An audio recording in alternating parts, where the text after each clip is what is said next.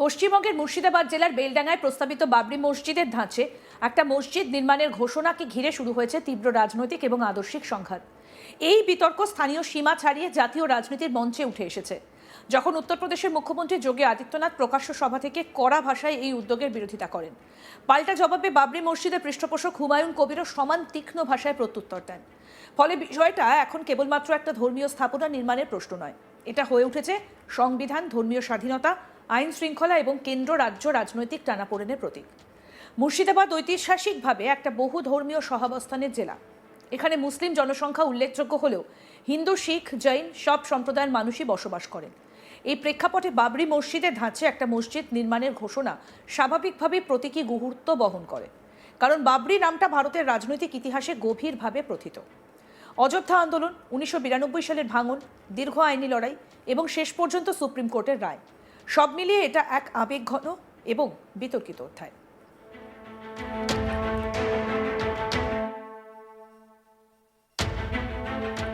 বেলডাঙ্গায় প্রস্তাবিত মসজিদটা ঠিক কি আকারে, কোন জমিতে, কোন আইনি অনুমোদনে গড়ে উঠবে, এসব প্রশাসনিক প্রশ্ন এখনো স্পষ্ট নয়। তবে বাবরি ধাঁচে নির্মাণের ঘোষণা রাজনৈতিক আবহকে উত্তপ্ত করেছে। উত্তরপ্রদেশের মুখ্যমন্ত্রী যোগী আদিত্যনাথ উত্তরপ্রদেশের বারাবাঁকিতে প্রকাশ্য মঞ্চে বলেন, কায়ামাতের স্বপ্ন দেখা ছেড়ে দাও, কারণ কায়ামাত কোনোদিনই আসবে না। বাবরি মসজিদের ধাঁচে যারা মসজিদ বানাবেন স্থির করেছেন, সেটা কোনোদিনই সফল হবে না। ভারতে থাকতে হলে আইন মেনে থাকতে শেখো, আইন মেনে থাকলেই ফায়দা হবে, আইন না মেনে চললে জাহান্নামে যেতে হবে। উত্তরপ্রদেশের মুখ্যমন্ত্রী হিসেবে অযোধ্যা তার প্রশাসনিক পরিসরের অন্তর্গত। সেই প্রেক্ষাপটে বাবরি প্রসঙ্গে তার অবস্থান রাজনৈতিকভাবে বোধগম্য। তবে প্রশ্ন উঠছে পশ্চিমবঙ্গের একটা জেলার সম্ভাব্য নির্মাণ নিয়ে তার সরাসরি মন্তব্য কতটা যুক্তিযুক্ত। যোগী মন্তব্যের জবাবে হুমায়ুন কবির বলেন, ভারত ওর বাবার সম্পত্তি নয়। স্বাধীন ভারতের নাগরিক হিসেবে সংবিধান অধিকার দিয়েছে যে কেউ মন্দির, মসজিদ, গির্জা তৈরি করতে পারে। এটা উত্তরপ্রদেশের অযোধ্যা, লখনৌ নয়, এটা পশ্চিমবঙ্গের মুর্শিদাবাদ। এখানকার মুখ্যমন্ত্রী এখনো মমতা ব্যানার্জি। আমি বলছি, বাবরি মসজিদ হবেই, উনি পারলে আটকে রাখাক। এই বক্তব্যে প্রতিফলিত হয়েছে সংবিধান প্রদত্ত ধর্মীয় স্বাধীনতার দাবি, কেন্দ্র রাজ্য ক্ষমতার সীমারেখা, রাজনৈতিক চ্যালেঞ্জের ভাষা। তবে পাল্টা বক্তব্যেও ভাষার তীক্ষ্ণতা স্পষ্ট। এতে বিতর্ক আরও তীব্র হয়েছে। কি বলছেন বাবরি মসজিদের পৃষ্ঠপোষক হুমায়ুন কবির, শোনাবো। योगी आदित्यनाथ का भारत का उनका बाप का एका नहीं। योगी आदित्यनाथ बोलने दीजिए, मैं बंगाल के रहने वाला है। बंगाल का जो चीफ मिनिस्टर है वो ममता बनर्जी है अभी तक। भारत का जो संविधान है उस संविधान पे मेरा हक है मस्जिद बनाने का। किसी को मंदिर बनाना, किसी को गिरजा बनाना, किसी को चर्च बनाना, वो अपना अपना धर्म का लोगों को हक है। तो मैं मुसलमान होने के मैं मस्जिद बनाऊंगा, वो कोई कुछ कर सकते कर लेगा। या अयोध्या नहीं है, लखनऊ नहीं है, ये यूपी नहीं है, ये बंगाल है या मुर्शिदाबाद है।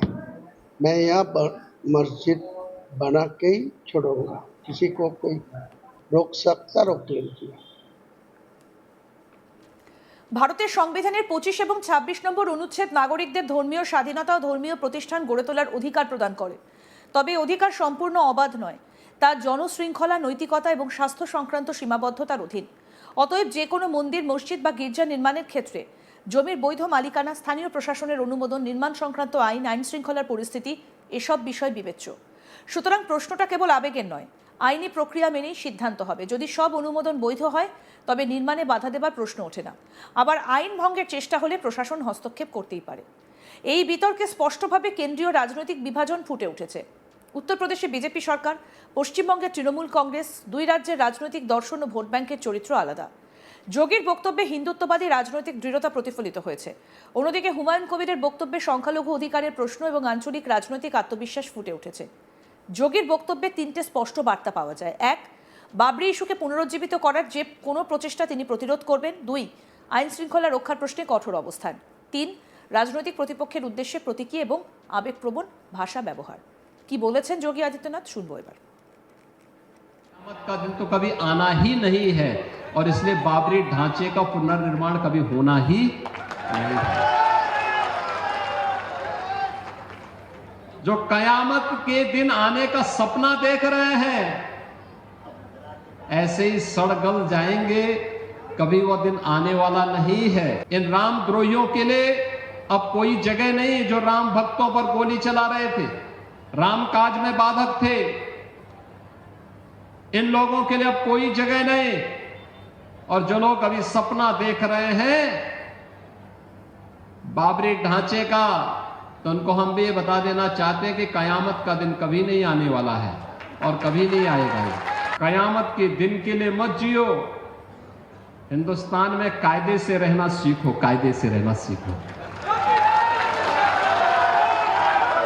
यहां का कानून मानो, कानून मानोगे, कायदे से रहोगे तो फायदे में रहोगे, और नहीं तो आगे का रास्ता तो फिर कहां के लिए जाता है, वह फिर कानून कोई तोड़ेगा तो वह रास्ता सीधे जहन्नुम की तरफ ही लेके जाता है, कहीं और की तरफ नहीं लेके जाता है। বিরোধীরা বলছেন এই বিতর্ক মূলত ভোটের রাজনীতির অংশ, আবেগঘন ধর্মীয় ইস্যু সামনে এনে মেরুকরণ ঘটানো। ভারতের রাজনীতিতে নতুন নয়। বেলডাঙ্গা এবং আশপাশের এলাকার সাধারণ মানুষ মিশ্র প্রতিক্রিয়া দিচ্ছেন। একাংশ বলছেন শান্তিপূর্ণভাবে আইনি প্রক্রিয়া মেনে নির্মাণ হলে আপত্তি নেই। অন্যদিকে কেউ কেউ আশঙ্কা করছেন বাবরি নামটা নতুন করে উত্তেজনা সৃষ্টি করতে পারে। সামাজিক মাধ্যমে বিতর্ক আরও তীব্র, সমর্থক এবং বিরোধীরা পরস্পরের বিরুদ্ধে তীব্র ভাষায় আক্রমণ করছেন। এতে বাস্তব পরিস্থিতির চেয়ে আবেগের প্রাবল্য বেশি। প্রশ্ন উঠছে, কেন বাবরি নাম?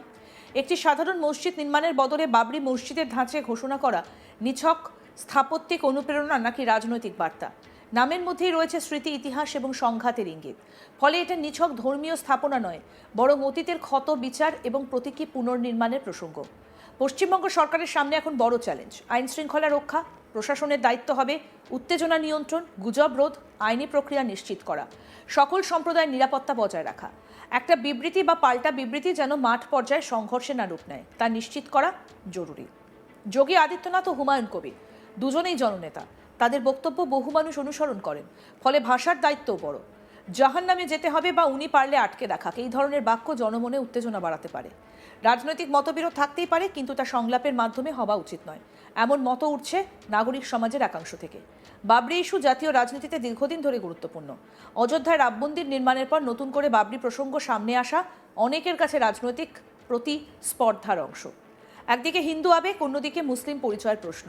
এই দ্বন্দ্ব ভারতের রাজনৈতিক মেরুকরণকে আরও গভীর করতে পারে। প্রশ্ন এখন একটাই, বেলডাঙ্গায় প্রস্তাবিত মসজিদ আদৌ নির্মিত হবে কি? হলে কবে?